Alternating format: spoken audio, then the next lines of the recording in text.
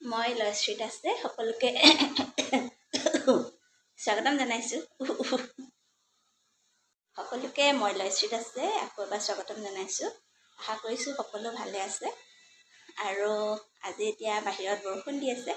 আপোনালোকৰ ফালে বৰষুণ দিছে নাই বাৰু?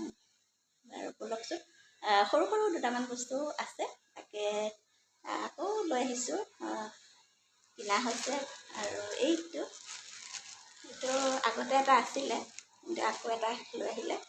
মই খুলি চোৱাই নাই বাৰু। আপোনালোকৰ লগতে চাম।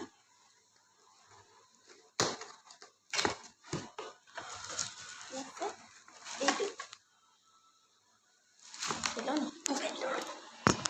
থৈ দিছে।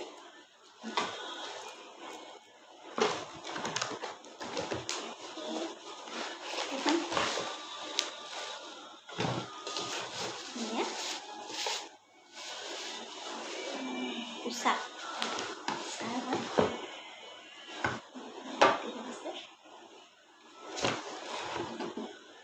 এনেকুৱা আগতে এটা আছিলে, আপোনালোকে দেখিছিলে, খালি এইটোৰ নাছিলে উষাৰ। এইটো উষা কেতিয়াবা আছে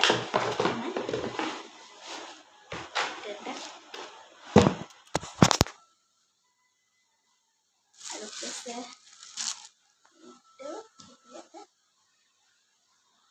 এইটো আছে সৰু সৰু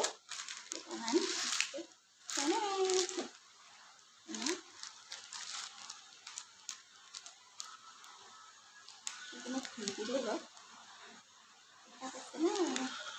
ভালকৈ ওলোৱা নাই চাগে, ধুনীয়া ধুনীয়া আছে।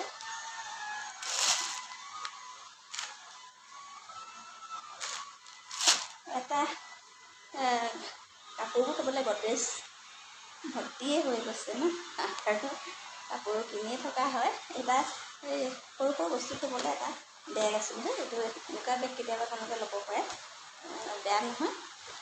মানে ইমান